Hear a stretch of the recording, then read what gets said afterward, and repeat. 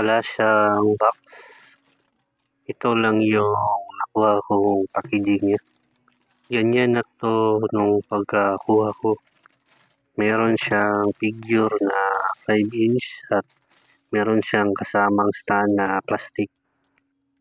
Nasa mga 5 inch yung figure. Nasa mga 3 inch naman ang haba ng stand. Detalyado yung pagkakasculpt nung sa buhok pati sa mukha. Yung suot naman niyang damit ay may mga parang kusot na effects at pati yung boots niya. Detalyado din yung pagkakagawa. Ito naman ang sa likod niya. Detalyado din yung pagkakasculpt. Meron din siyang effects na parang apoy na hawak niya sa dalawang kamay niya.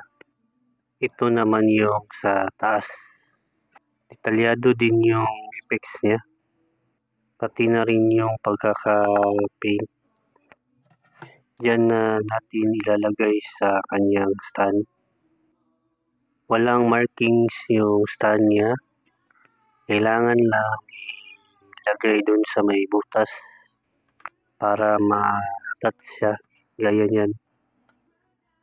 Kailangan lang idiin para masakto siya. Yan na yung itsura niya. Yan na yung itsura niya pag nakalagay na sa kanyang stand.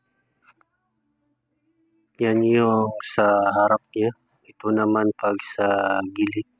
At ito yung sa likod niya. Hindi siya articulated. Wala siyang parts na nagagalaw. Yan naman sa gilid niya. Para sa statue na action figure.